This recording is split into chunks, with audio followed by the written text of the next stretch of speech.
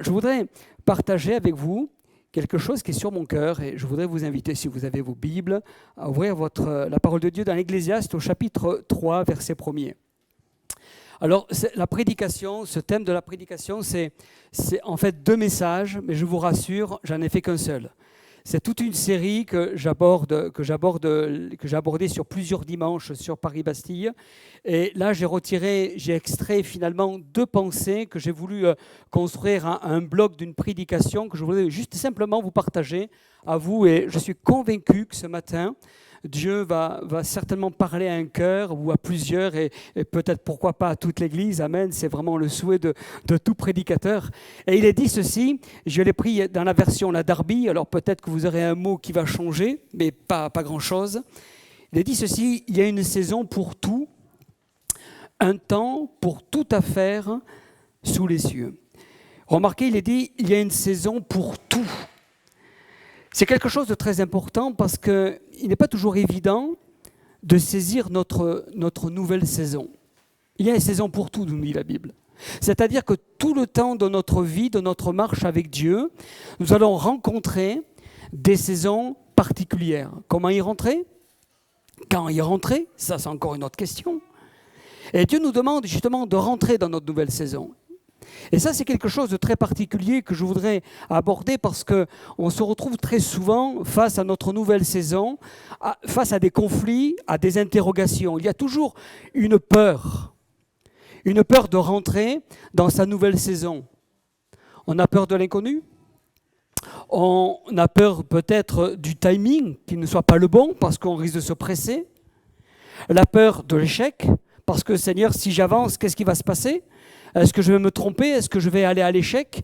Est-ce que finalement, en ayant dit à tout le monde, je vais à tel endroit et je vais servir le Seigneur et finalement je me retrouve face à un mur et puis revenir peut-être penaud dans mon église ? Peur peut-être du changement dans ma vie chrétienne, dans ma marche avec Dieu, dans l'église dans laquelle j'évolue. Il y a 2 manières de courir vers cette nouvelle saison. La première manière, c'est le tapis roulant. Ou le tapis à l'extérieur. Alors le tapis roulant, c'est formidable parce que le tapis roulant, vous êtes dans une pièce, vous êtes une salle de fitness. Je ne sais pas si vous avez déjà fait du fitness, mais moi tous les hivers, je passe 2-3 mois en salle de fitness parce que j'aime le vélo, mais dehors en plein hiver, c'est pas top. Voilà. Alors je préfère rester dans une salle bien chauffée et souvent, je change de sport et je prends un rouleau et là je cours, je calcule ma vitesse, je gère ma pente. Et il fait bon, il y a du bruit, il y a de la musique, et je gère tout ça, et je suis au chaud, et là je suis en train de courir. Et là il y a comme quelque chose, et un jour, alors que j'étais en train de courir, ça m'a parlé au plus profond de mon cœur, parce que tout en courant, je faisais du surplace. Et combien de chrétiens courent aujourd'hui sur cette vie, tout en faisant du surplace ? Tu vois plein de frères et sœurs courir de partout, et avancer, et toi faire du surplace. Tu es rentré dans une sorte de confort, de statu quo qui te rassure. Alors tu cours, oui, mais tu n'avances pas. Et là, il y a comme quelque chose je dirais, qui a parlé, qui a touché mon cœur. Et ça me parle un petit peu de ces disciples qui ont travaillé toute la nuit sans rien prendre. Ils sont allés, ils ont pris la barque, ils avaient les filets, il y avait la compétence, il y avait des gars extraordinaires qui avaient tout pour pouvoir vraiment déployer leur potentiel. Ils ont jeté le filet toute la nuit, ils sont sortis bredouilles. Tu as des compétences, tu as des capacités, mon frère, ma soeur, tu as travaillé toute la nuit, mais bredouille. Sans rien prendre. Avec une forme de frustration là dans ton cœur. Tu as couru, tu t'es épuisé, mais sans rien prendre. Et puis après, à côté, il y a la course à l'extérieur. Et je vais tester la course à l'extérieur. Alors, vous avez du vent de face. Il fait froid, il fait chaud. Il y a toujours un contexte un peu hostile. Et ce n'est pas toujours évident de courir à l'extérieur. Mais l'avantage de courir à l'extérieur, c'est que tu vois le paysage avancer. Tu vois les événements avancer devant toi. C'est peut-être plus difficile. Il y a peut-être plus de difficultés. Tu vas rencontrer peut-être plus d'obstacles. Mais tu avances. Et quand on parle de saison, il existe un principe incontournable, le changement. La question, c'est de savoir, mon frère, ma sœur, est-ce que tu veux changer ? Le pire, c'est ce que je disais tout à l'heure, c'est le statu quo. La maintenance, parce que en fait la maintenance, ça nous rassure. On s'appuie sur ceci, sur cela. Et il y a un frère, une sœur dans l'église. Je me rappelle quand j'ai grandi dans la foi et j'étais jeune dans la foi, j'avais un frère sur lequel vraiment je m'appuyais à fond dans l'église. Jusqu'à ce qu'à un moment donné, il s'est aperçu que je m'appuyais plus sur lui que sur Dieu. Et parfois, dans notre destinée, dans ce à quoi Dieu nous parle, là où Dieu, le Seigneur voudrait nous amener pour aller plus loin, pour servir dans l'Église, on s'est appuyé sur tellement de choses qu'on n'a pas envie de lâcher parce qu'on ne sait pas ce qu'on va retrouver plus loin. On va en parler dans quelques instants. Est-ce que tu es capable aujourd'hui de sortir de cette maintenance? J'ai connu un frère qui m'a dit « Jamais je changerai, je garderai le Minitel toute ma vie. » Sauf qu'aujourd'hui, il passait à Internet. Pas le choix. À un moment donné, il y a un changement dans sa vie. À un moment donné, il y a comme un bouleversement. Quel que soit l'âge, quelles que soient les épreuves, quelles que soient les circonstances de la vie, avec Dieu, il y a une saison pour tout. Et je pense qu'à un moment donné, mon frère, ma sœur, tu vas être obligé de passer par ta nouvelle saison. Si tu n'y es pas passé encore. Et si tu as démarré cette nouvelle saison, on va passer tout à l'heure à un autre point qui est ô combien important. Es-tu prêt à une mise à jour ? Es-tu prêt à une remise à niveau? Es-tu prêt à shifter dans ton cœur, dans ta vie, ce changement au plus profond de toi?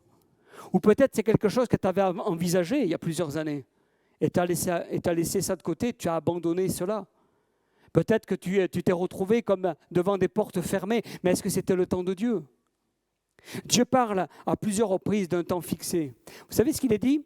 Il est dit dans Genèse au chapitre 21, verset 2, ceci, Sarah devint enceinte et elle enfanta un fils dans sa vieillesse au temps fixé par Dieu. Actes chapitre 17, verset 31, dit « Parce qu'il a fixé un jour ».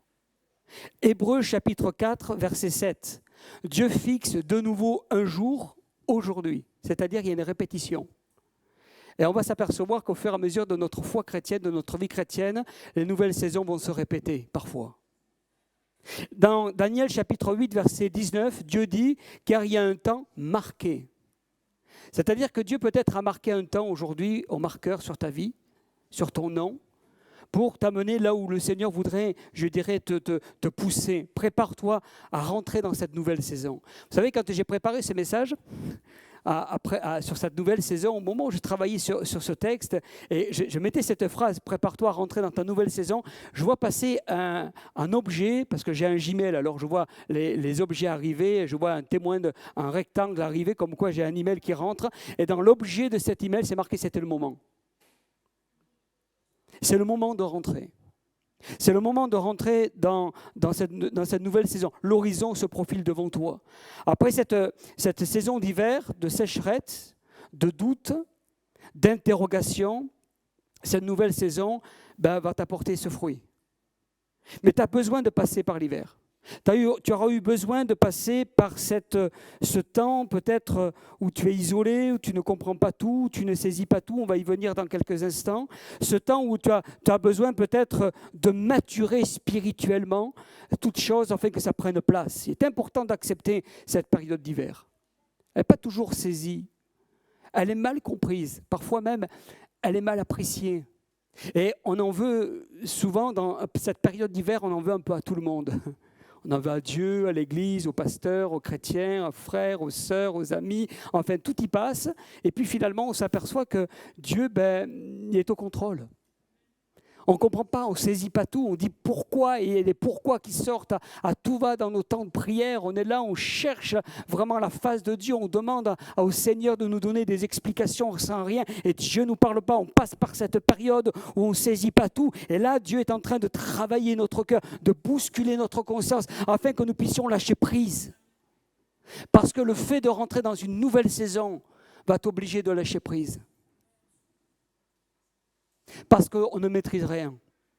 Et le fait de vouloir maîtriser quelque chose va stopper ce processus de nouvelle saison. C'est pas évident de lâcher prise entre les mains de Dieu. Pierre dans la barque. Quand on regarde Pierre dans la barque, il a fait un pas de foi.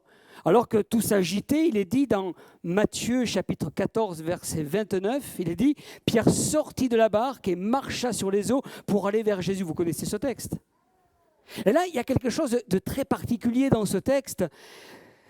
J'ai une prédication, vous pourrez la voir peut-être sur le Facebook, sur YouTube. Il est dit « l'incertitude confiante ».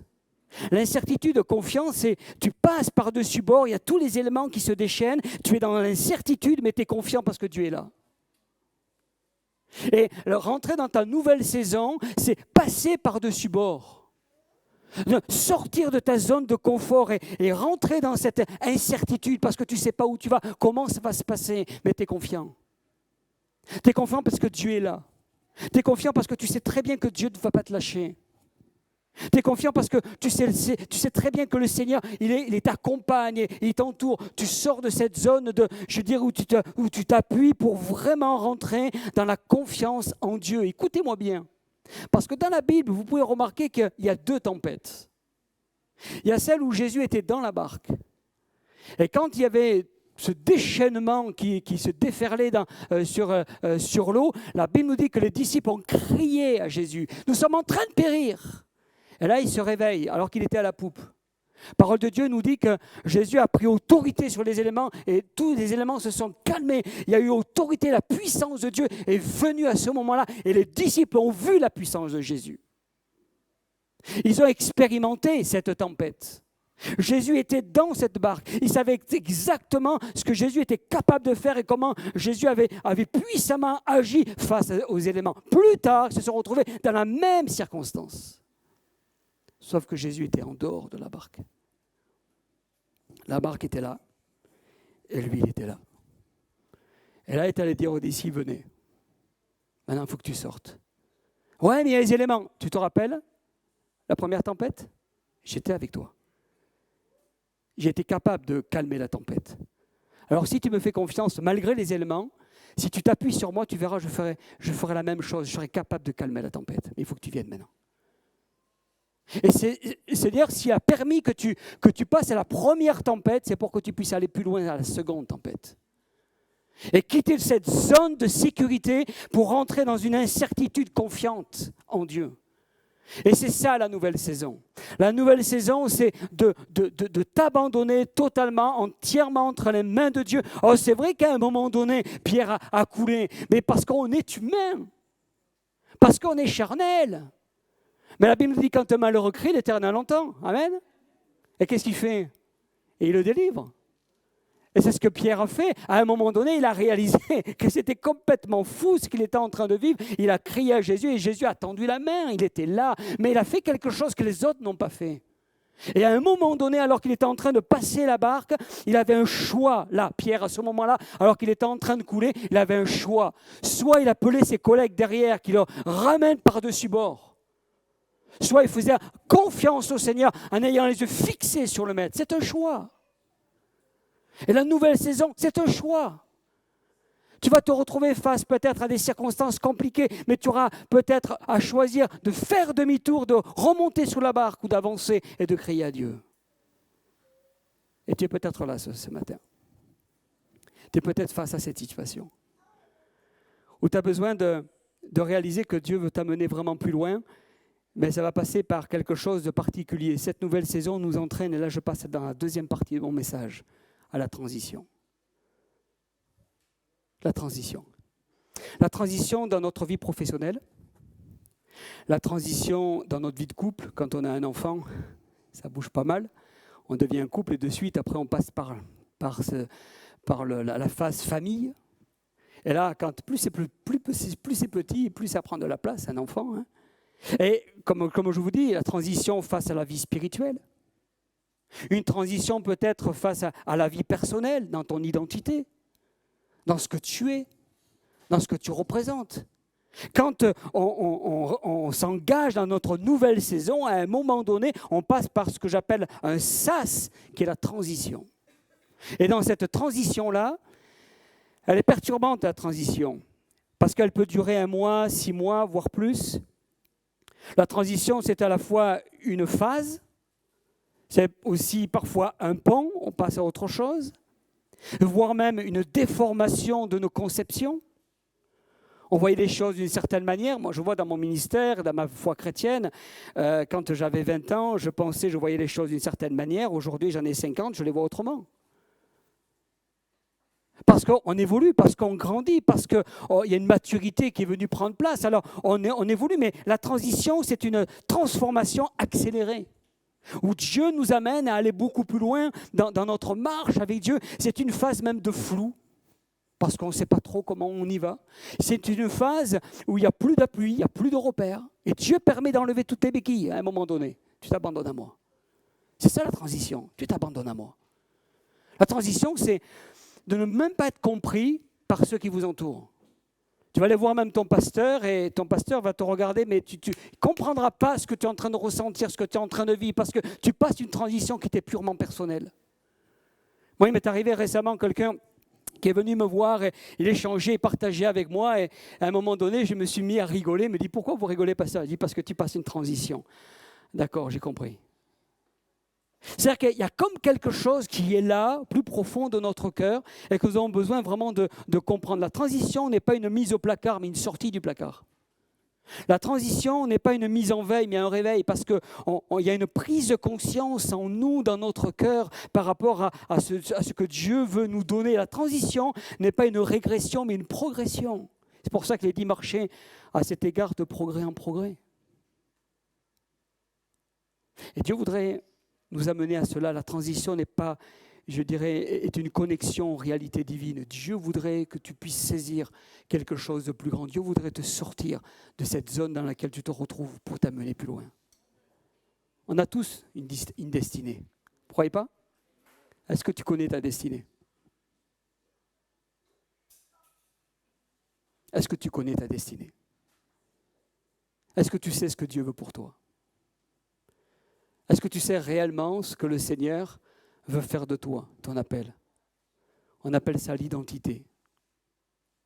Je ne parle pas de ton identité personnelle, quoique ça pourrait, c'est lié. Hein. Mais l'identité dans ton service, dans ton appel, dans ce à quoi Dieu t'a appelé. Est-ce que Dieu t'a appelé à rester juste sur une chaise et à grandir et à t'alimenter de la bonne nourriture spirituelle des pasteurs? Ou est-ce qu'au sein de ton église, dans ton lieu professionnel, dans ton lieu familial, est-ce qu'il n'y a pas quelque chose à faire? Quoi? Comment? Quelle manière? La question est là. Et peut-être que tu as besoin d'aller beaucoup plus loin et tu t'es dit à un moment donné, Seigneur, j'ai envie de changer, j'ai envie d'aller plus loin, j'ai envie de voir autre chose, j'ai envie vraiment de rentrer dans une dimension de quelque chose de particulier. Ben, c'est ça la nouvelle saison. En fait, la nouvelle saison, il faut juste que tu passes cette barque que je viens de parler. Cette barque que seul Pierre a enjambée. Les autres sont restés dans la barque. C'est triste. Tant pis pour eux. Peut-être même, c'est peut-être pas le moment pour eux. Mais en tout cas, lui, Pierre a fait ça. Pierre a eu le courage de sortir de cette barque. Parce que Pierre, à un moment donné, a dit, moi, j'en ai marre, j'ai envie d'aller plus loin. Mais aller plus loin, c'est se retrouver face à une réalité. Aller plus loin, c'est sortir de cette zone d'appui, de confort et rentrer peut-être dans cette période de flou, comme je viens de dire, où on ne comprend pas, on ne saisit pas tout. Croyez-moi, ce que je vous parle là, c'est l'expérience qui parle. Croyez-moi. Pas toujours facile. Mais en tout cas, rentrer dans l'appel de Dieu, rentrer dans cette destinée dans laquelle le Seigneur nous a, je dirais, a tout prévu dans notre vie, c'est quelque chose d'incroyable, de puissant, de fort, au plus profond de notre vie. Regardez avec moi Joseph en Égypte. Joseph en Égypte, chez son père Jacob, dans Genèse chapitre 37, Joseph a reçu 2 songes. La gerbe de blé, le soleil, la lune, les étoiles. Il a partagé ça à ses frères. Et il y a eu une réaction violente de ses frères. Il n'a pas été compris.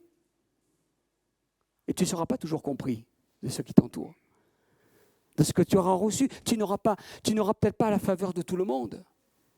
Tu ne seras pas totalement saisi, ou les gens n'auront pas totalement saisi tout ce que tu auras reçu de Dieu. Joseph est venu heureux, dit, écoutez les frères, venez là autour, je vais vous parler. Voilà, Dieu m'a donné une vision incroyable, c'est formidable. Vous allez tous vous soumettre à moi.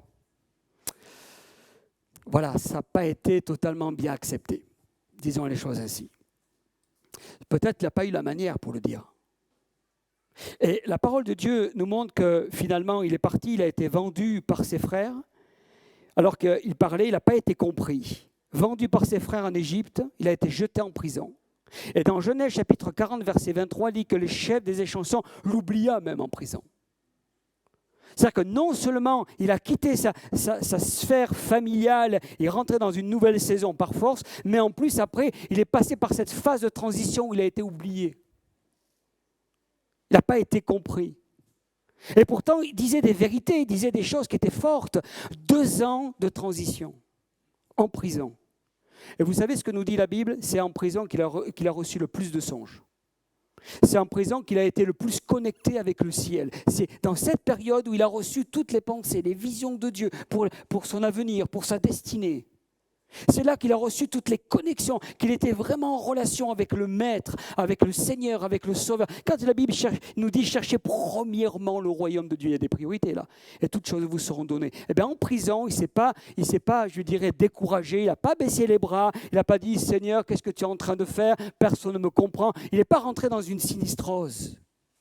Il a commencé à crier à Dieu, à chercher la face de Dieu. Il n'a peut-être pas été compris des frères, il n'a pas été compris de les chansons, mais peu importe, il était là et Dieu lui parlait, et Dieu agissait dans sa vie. Il y a eu quelque chose d'extraordinaire qui s'est fait pendant ces 2 ans. C'est vrai qu'il n'a pas été compris et peut-être que toi aussi, tu as le sentiment d'avoir été oublié. Sentiment d'injustice. Sentiment peut-être de solitude, peut-être même d'indifférence, mais Dieu ne t'a jamais oublié. Et Dieu n'a pas oublié Joseph. Il est en train de le préparer à quelque chose de glorieux. Et dans cette période, Joseph a donné des songes, des révélations. À la sortie de prison, il est devenu cet instrument puissant en Égypte. Et non seulement pour l'Égypte, mais la parole de Dieu nous dit qu'il est devenu cet instrument puissant pour toute sa famille. La transition est inévitable, frères et sœurs. Souvent même peut-être douloureuse. C'est une phase peut-être même de mort. C'est une sorte de petite mort en laissant notre passé dans la transition. Mort à soi-même. Parce que tout changement demande à abandonner quelque chose en fait. Tu abandonnes quelque chose en tout changement. Et la question c'est de savoir, est-ce que tu veux abandonner cette chose? Est-ce que tu veux être capable de lâcher ça pour saisir quelque chose de glorieux, de plus puissant dans ta vie? Parce que souvent on est comme ça, on saisit quelque chose, mais tout en saisissant, on va aller de l'avant, on va aller beaucoup plus loin, on veut saisir notre destinée, mais tout en gardant notre passé. La Bible nous dit, laissez le passé en arrière, oubliant ce qui est en arrière, pour se porter vers ce qui est en avant.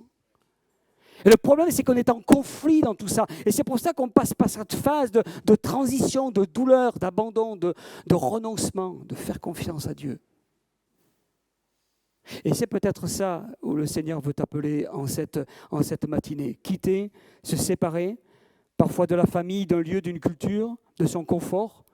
Jésus il dit ceci dans Jean 12, 24. « Si le grain de blé tombé en terre ne meurt pas, il reste seul, mais s'il meurt, il porte beaucoup de fruits. » Il aura fallu 2 hivers de transition pour devenir un homme selon Dieu, ici, avec Joseph.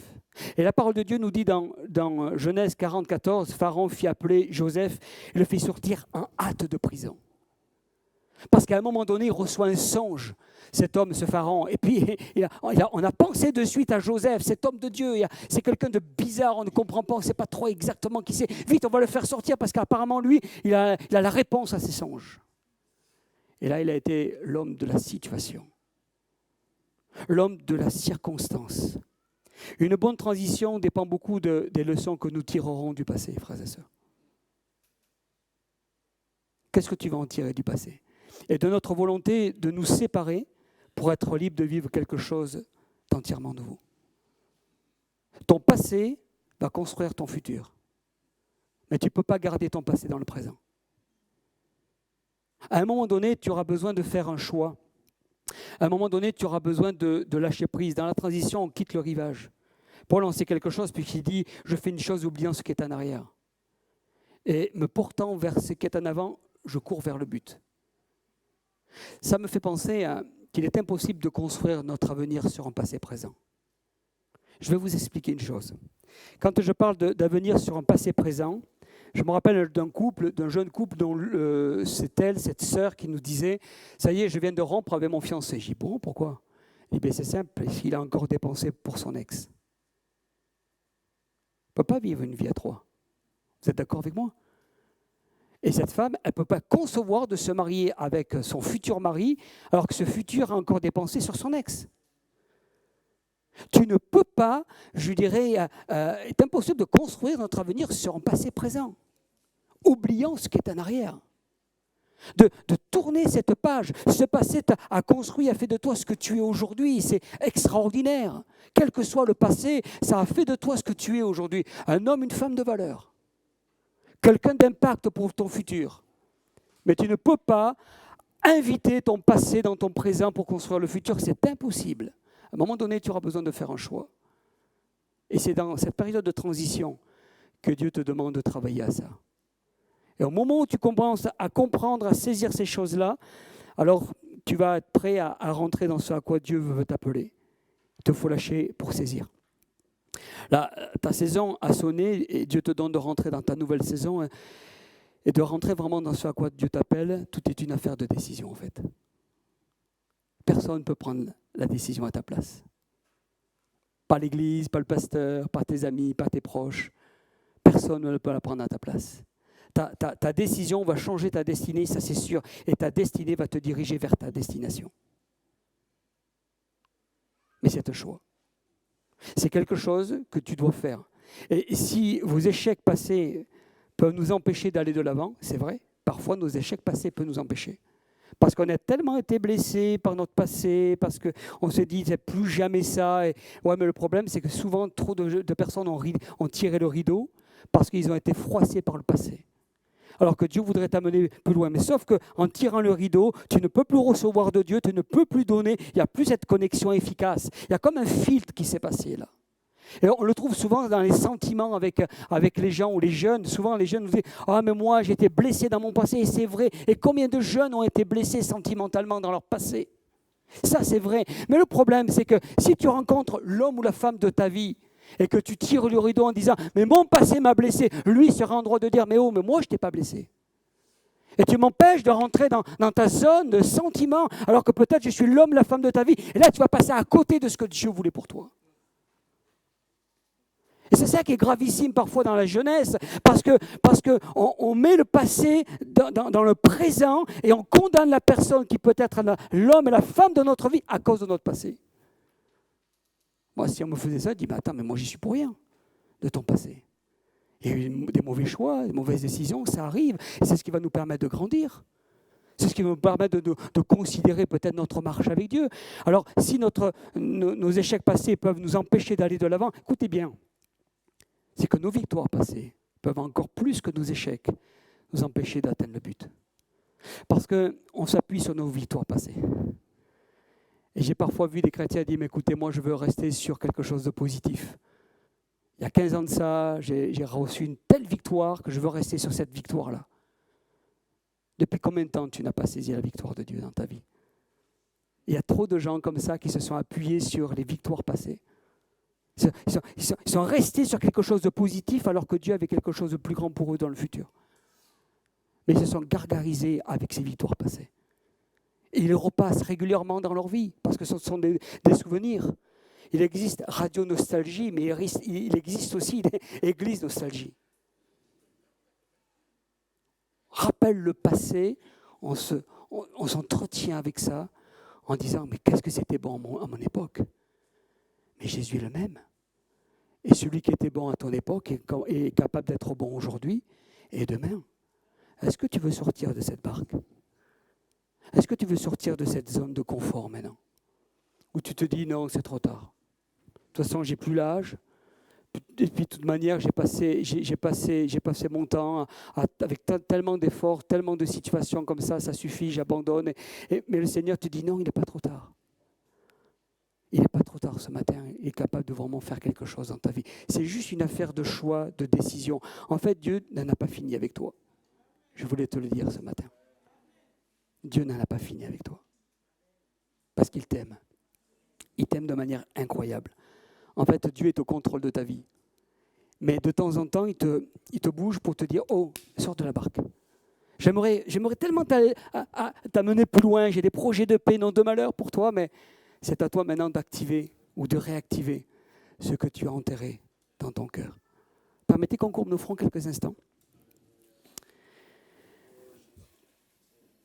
Qu'on se recueille devant Dieu.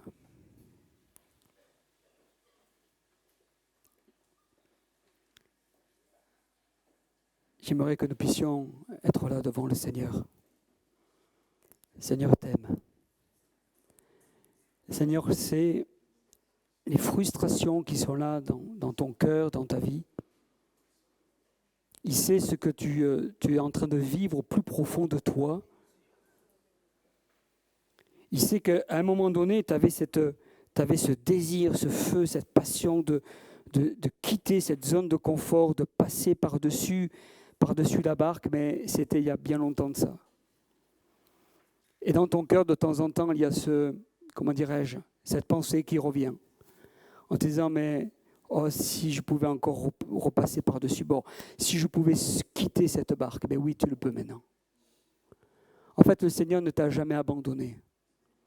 C'est toi qui t'es fermé, qui t'es interdit de rentrer dans cette nouvelle saison. C'est toi qui t'es empêché de saisir et de rentrer dans ta nouvelle destinée. Dieu n'en a pas fini avec toi. Et peut-être qu'au milieu de nous, certains sont déjà passés par cette nouvelle saison et tu es dans cette phase qu'on appelle la transition. Une phase où tu ne comprends pas tout, tu ne saisis pas tout, tu lis beaucoup ta Bible, tu pries, c'est bien. Mais tu entends peu de paroles de Dieu.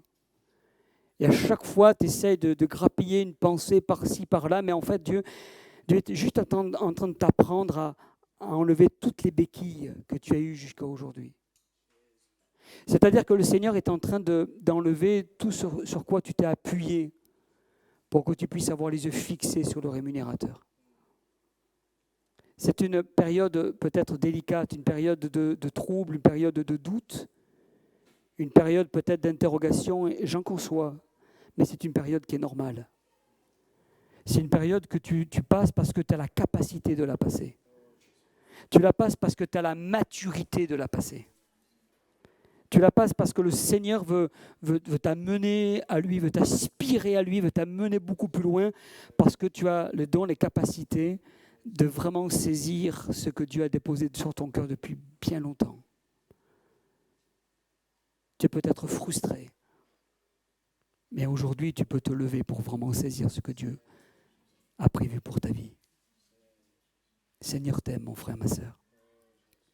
Le Seigneur, il est là pour vraiment impacter ta vie, rendre possible ce qui est impossible, faire descendre le glorieux sur ta vie. Alléluia. Rendre visible ce qui est invisible dans le ciel, mais le descendre sur cette terre et vraiment impacter ton cœur. Le Seigneur a quelque chose pour toi. Et j'aimerais tellement être avec toi et tellement prier pour toi. Et on aimerait tellement avec votre pasteur vraiment vous voir vraiment grandir, saisir des choses afin que vous puissiez rentrer dans quelque chose de glorieux dans votre vie. Pour impacter votre génération, pour impacter votre église, pour impacter votre quartier, pour impacter votre milieu professionnel, pour impacter votre famille. Vous ne serez peut-être pas toujours compris comme Joseph. Il n'a pas été compris des siens. Il n'a peut-être pas tout saisi, Joseph, à ce moment-là. Mais il savait beaucoup plus tard. Il leur a dit à ses frères, mais je ne vous en veux pas, ça a été permis par Dieu. Ça a été permis par Dieu afin que je puisse vous nourrir là en Égypte. Pour que je puisse être cet instrument de Dieu pour le futur. Joseph l'a accepté. Est-ce que tu veux l'accepter ce matin? Dans la barque, un seul l'a accepté, c'est Pierre. Est-ce que tu veux l'accepter pour ta vie ce matin? Tu as de la valeur aux yeux de Dieu. Et c'est pour ça que tu es ici ce matin. Alors, si tu le souhaites, si tu veux vraiment que nous puissions t'accompagner dans la prière, je t'inviterai simplement à te lever à ta place. J'aimerais prier avec toi. J'aimerais m'associer avec toi dans cette prière. J'aimerais vraiment que Dieu impacte ta vie. Que tu sortes de cette zone de confort, d'appui, de sécurité. Parce que j'ai comme l'impression ce matin, c'est fort dans mon cœur depuis ce matin, c'est comme si tu étais à l'étroit. Tu as déjà fait le tour de la question. Et que tu as besoin vraiment d'aller plus loin parce que tes compétences te permettent vraiment d'aller plus loin. Parce que tes capacités te permettent d'aller plus loin. Sortir vraiment de de cette sécurité pour pouvoir rentrer dans l'incertitude confiante en Dieu. Pierre ne l'a pas regretté, il a été un homme d'impact dans sa génération. Au moment où il est sorti de cette barque, il n'a plus été le même. Il a été celui qui est allé à l'encontre du Maître, malgré les événements, malgré les incompréhensions. En comprenant et en réalisant réellement qu'il était dans cette phase de transition, il a saisi ce que Dieu voulait pour sa vie. Alors on va prier ensemble. On va s'associer ensemble dans la prière. Que Dieu vienne déposer en toi vraiment cette audace de faire ce choix, de prendre cette décision, de lâcher prise, de t'abandonner totalement entre ses mains en lui disant, écoute Seigneur, c'est plus mon problème, c'est le tien. Je ne veux plus rien maîtriser, Seigneur, je veux lâcher prise. C'est bon, Seigneur Jésus, c'est toi qui as raison. C'est toi qui as toujours raison. Alors on va prier ensemble, alléluia. Seigneur, je veux te prier. On va élever nos voix ensemble, que nous puissions vraiment réclamer au Seigneur sa grâce. Seigneur Jésus, nous voulons te prier ensemble.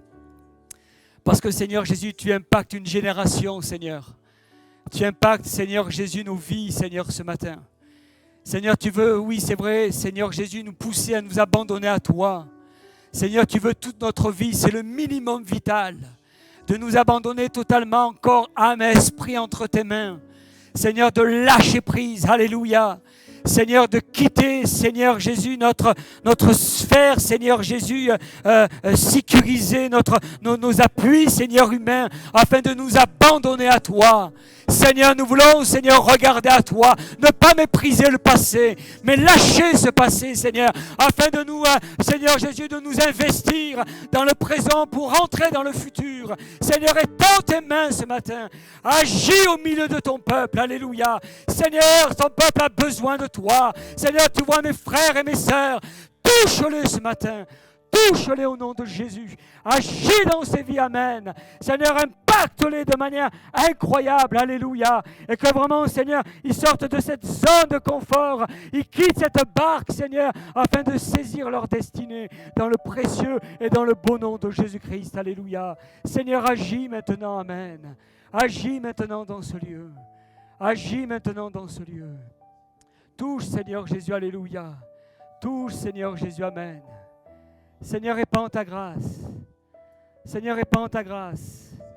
Répands ta grâce. Donne l'audace, le courage, Seigneur. Savons que tu ne nous abandonneras jamais, Seigneur Jésus. Seigneur, tu sais ce que tu as déposé dans les cœurs, Seigneur, ce matin. Alors, Seigneur, nous voulons nous saisir de ces promesses. Nous voulons rentrer dans notre destinée, Seigneur. Alléluia. Nous voulons saisir ce que tu as déposé en nous, Père. Amen. Seigneur Jésus, alléluia, gloire à toi. Tu brises toute frustration, tu brises toute incompréhension, Seigneur. Et Seigneur, tu nous donnes le cœur de Joseph, qui face à leur frère a été compatissant, aimant, Seigneur, parce que leur frère n'avait pas totalement compris, Seigneur, la vision de Joseph, Seigneur, la destinée de Joseph. Et Seigneur, tu vois peut-être ceux et celles qui ont été cassés, brisés ce matin parce qu'ils n'ont pas été compris. Alors Seigneur, tu restaures leur cœur. Seigneur, tu régénères leur cœur. Seigneur, et tu les amènes vraiment, Seigneur Jésus, à rentrer dans tes plans, Seigneur. Alléluia. Et en laissant de côté, Seigneur Jésus, tout ce qui est, Seigneur, de leur passé, amen. Et les yeux fixés sur le Maître, amen, au nom de Jésus. Touche, Seigneur, ce matin. Touche ce matin. Touche ce matin. Agis au nom de Jésus-Christ. Agis au nom de Jésus. Alors que nous sommes là dans le recueillement, il y a une pensée qui s'impose dans mon cœur et il y a un couple qui est ici ce matin et l'un a saisi, l'autre pas. L'un veut rentrer, l'autre pas. L'un veut rentrer avec l'audace, l'autre a encore la crainte dans son cœur. Le Seigneur voudrait que vous puissiez vous accorder pour rentrer dans votre destinée parce que tu ne pourras pas y aller seul. Tu ne pourras pas laisser ton mari ou ton épouse seul. Tu ne pourras pas laisser l'autre seul dans ce à quoi Dieu t'a appelé. Vous êtes un binôme inséparable. Vous êtes un couple que Dieu a formé, vous devenez une seule chair. Et là, il y a comme une crainte, une peur chez l'un et une audace chez l'autre. Le Seigneur voudrait que tu brises cette crainte et que celui qui est dans l'audace puisse accompagner tout doucement, sans trop forcer, afin qu'il y ait une sécurité, une assurance, afin que tu puisses rassurer celui qui est encore dans la crainte. Mais vous ne pouvez pas avancer l'un assis, l'autre debout. Tu ne peux pas avancer l'un dans la retenue, alors l'autre doit avancer tout seul. Non, tu ne peux pas y aller seul. Et ça a généré chez vous des tensions. Vous vous aimez, il y a une passion dans votre cœur, il y a un désir dans votre cœur, mais depuis plusieurs années, il y a comme un filtre qui s'est mis là entre vous parce qu'il y a des tensions par rapport à cette réalité. Le Seigneur voudrait que ce matin tu brises ce filtre qui est là. Parle-lui simplement de tes craintes. Lui ou elle va t'écouter, va t'entendre, va recevoir et va aussi adapter cette avancée pour que tu puisses y aller tranquillement, doucement, tout en étant rassuré. Mais vous devez y aller tous les deux. C'est ensemble que le Seigneur vous appelle. C'est ensemble que le Seigneur te demande de vous lever. En enlevant toutes ces barrières, toutes ces craintes, toutes ces peurs.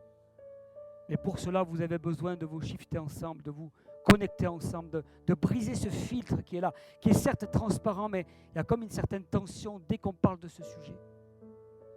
Et il faut briser ce filtre afin que vous puissiez en parler librement et écouter les craintes, les peurs, les sentiments de l'autre. Parce que le Seigneur veut vous amener vraiment beaucoup plus loin. Veut faire de vous quelque chose de très particulier. Vraiment que vous puissiez saisir ce à quoi le Seigneur vous a appelé. Alléluia. Seigneur, merci Père. Que ton nom soit béni.